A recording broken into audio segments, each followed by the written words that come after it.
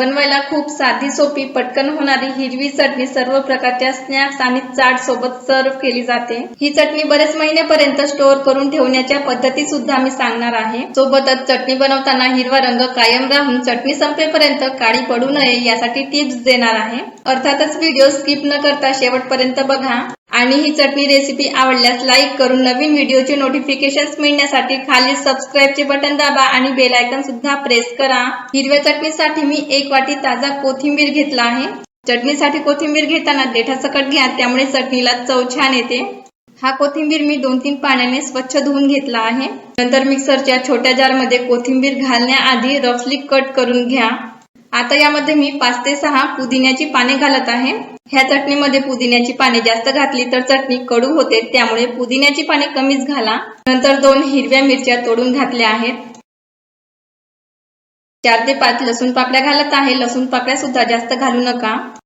पाव चमचा भाजलेल्या जिऱ्याची पावडर घालत आहे। भाजलेल्या जिऱ्याची पावडर नसेल तर जिरे थोडे भाजून जाडसर कुटून घाला। आता यामध्ये चवीपुरतं मीठ घाला। चटणी ग्राइंड करताना मीठ थोडे कमीच घाला। चटणी तयार झाल्यानंतर मिठाचे प्रमाण कमी असेल तर आणखी घालता येते। चटणी मिक्सर मधून ग्राइंड करून घेताना मिक्सरच्या उष्णतेमुळे चटणीचा रंग काळा पडतो। यासाठी ग्राइंड करते वेळेसच यामध्ये अर्धा लिंबू पिळून घाला। लिंबू मधील बिया आधीच काढून घ्या।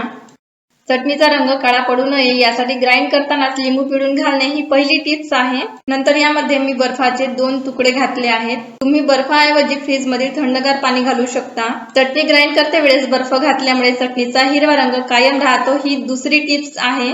आता यामध्ये अगदी थोडंसं पाणी घालून मिक्सर मधून बारीक पेस्ट करून घ्या। सुरुवातीलाच ग्राइंड करून घेताना पाणी जास्त घातलं तर चटणी पातळ होते, त्यामुळे पाणी कमी घाला। हे बघा, मी अशा प्रकारे बारीक पेस्ट करून घेतली आहे। चटणीची ही कन्सिस्टन्सी अगदी परफेक्ट आहे। तुम्हाला यापेक्षा पातळ चटणी आवडत असेल तर यामध्ये पाणी घालून कन्सिस्टन्सी ऍडजस्ट करून घ्या। सर्व प्रकारच्या चाट आणि स्नॅक्स सोबत सर्व करण्यासाठी चटणी तयार आहे। ही चटणी बनवायला जास्त वेळ लागत नसल्यामुळे ताजी बनवलेली चटणी खाणे उत्तम असते। तरी सुद्धा ही चटणी तुम्हाला स्टोअर करून ठेवायची असेल तर आईस ट्रे मध्ये ही चटणी घालून फ्रीजर मध्ये ठेवा आणि चटणीचे क्यूब्स तयार झाल्यानंतर झिप लॉक बॅग मध्ये घालून फ्रीजर मध्येच ठेवा आणि चटणी खाण्यासाठी काढताना आवश्यकतेनुसार क्यूब्स काढा। रूम टेम्परेचर मध्ये क्यूब्स वितळून काही सेकंदामध्येच चटणी तयार होते। किंवा ही चटणी एकाच मोठ्या डब्यामध्ये न ठेवता छोट्या छोट्या डब्यांमध्ये भरून फ्रीजर मध्येच ठेवा।